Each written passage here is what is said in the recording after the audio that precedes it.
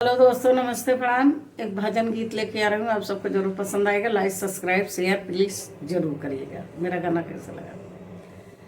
धनी सिया तोरी बागी राम फुलवरिया में आई गे।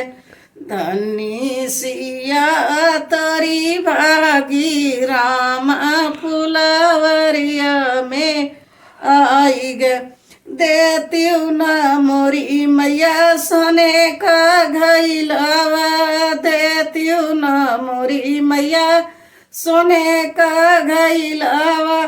फुलवा सींचन हम जाबे राम फुलवरिया में आई गे। फुलवा सींचन हम जाबे राम फुलवरिया में आई गे। रामा मिलन हम जाबे राम फुलवरिया में आई गे।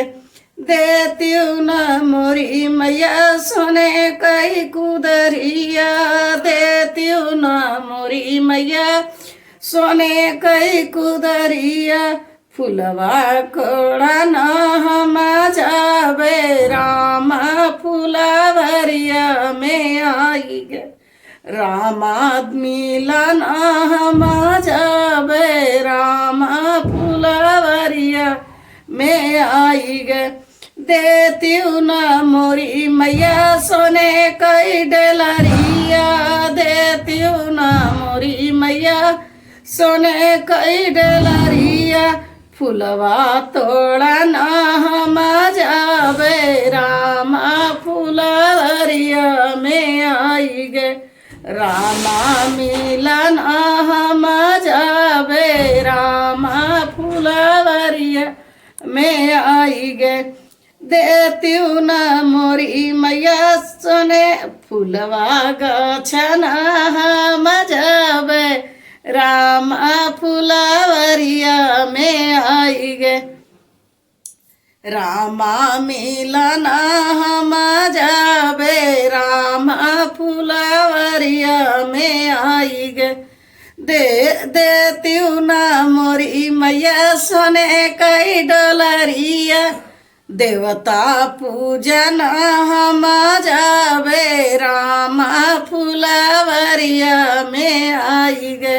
देवी पूजन हम जाबे राम फुलवरिया में आई गे। रामा देखन हम जाबे राम फुलवरिया में आई गे। धनी सिया तोरी बागी राम फुलवरिया में आई गे। रामा देखन हम जाबे राम फुलवरिया में आई गे।